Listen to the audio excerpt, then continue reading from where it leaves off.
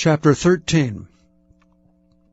And it came to pass after this, that Absalom the son of David had a fair sister whose name was Tamar. And Amnon the son of David loved her. And Ammon was so vexed that he fell sick for his sister Tamar, for she was a virgin, and Amnon thought it hard for him to do anything to her.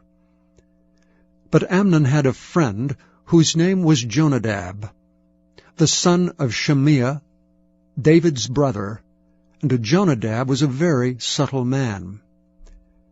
And he said unto him, Why art thou, being the king's son, lean from day to day? Wilt thou not tell me?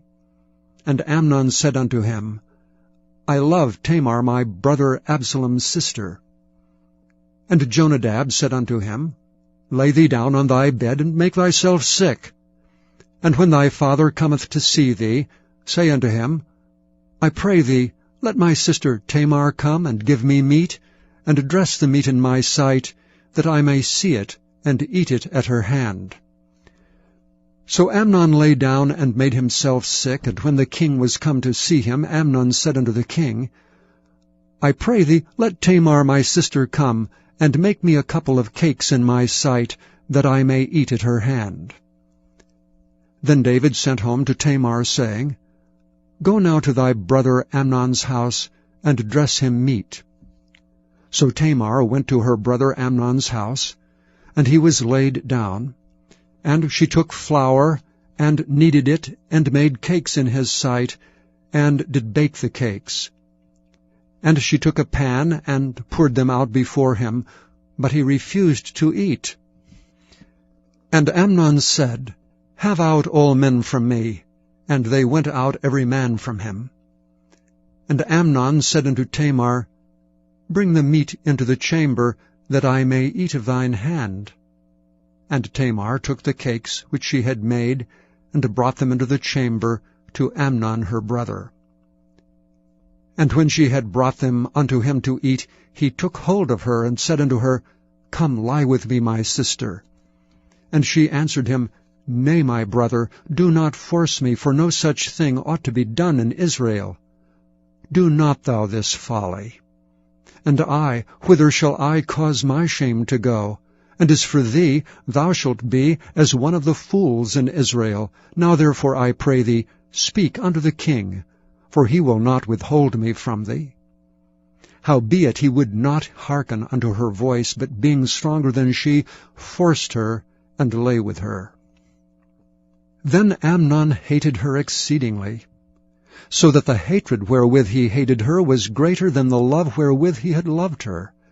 And Amnon said unto her, Arise, begone.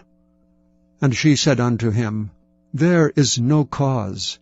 This evil in sending me away is greater than the other that thou didst unto me. But he would not hearken unto her. Then he called his servant that ministered unto him, and said, Put now this woman out from me, and bolt the door after her. And she had a garment of divers colors upon her, for with such robes were the king's daughters that were virgins apparelled. Then his servant brought her out, and bolted the door after her. And Tamar put ashes on her head, and rent her garment of divers colors that was on her, and laid her hand on her head, and went on crying. And Absalom her brother said unto her, Hath Amnon thy brother been with thee? But hold now thy peace, my sister. He is thy brother, regard not this thing. So Tamar remained desolate in her brother Absalom's house. But when King David heard of all these things, he was very wroth. And Absalom spake unto his brother Amnon neither good nor bad, for Absalom hated Amnon, because he had forced his sister Tamar. And it came to pass after 2 full years, that Absalom had sheep-shearers in Baal-hazor, which is beside Ephraim, and Absalom invited all the king's sons. And Absalom came to the king, and said, Behold, now thy servant hath sheep-shearers. Let the king, I beseech thee, and his servants go with thy servant. And the king said to Absalom, Nay, my son, Let us not all now go, lest we be chargeable unto thee. And he pressed him.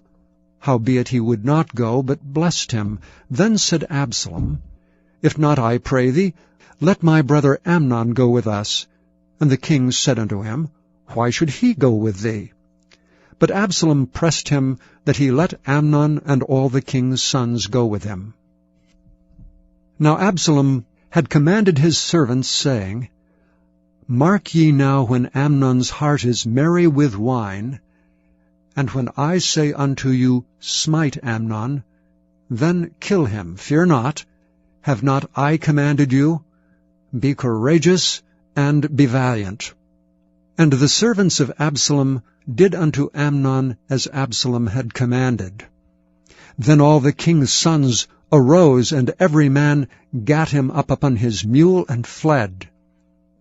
And it came to pass, while they were in the way, that tidings came to David, saying, Absalom hath slain all the king's sons, and there is not one of them left. Then the king arose, and tare his garments, and lay on the earth. And all his servants stood by with their clothes rent.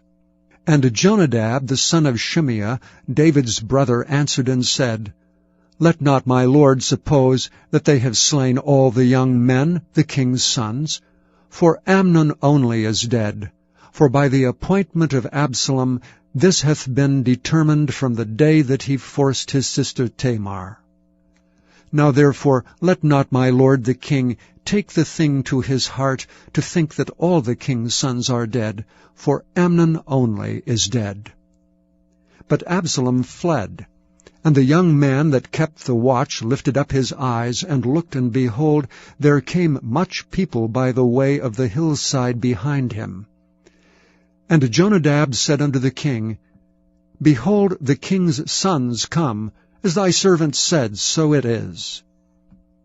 And it came to pass, as soon as he had made an end of speaking, that, behold, the king's sons came, and lifted up their voices, and wept.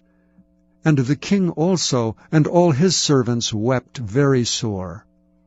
But Absalom fled, and went to Talmai the son of Ammihud, king of Geshur. And David mourned for his son every day. So Absalom fled, and went to Geshur, and was there 3 years. And the soul of King David longed to go forth unto Absalom, for he was comforted concerning Amnon, seeing he was dead.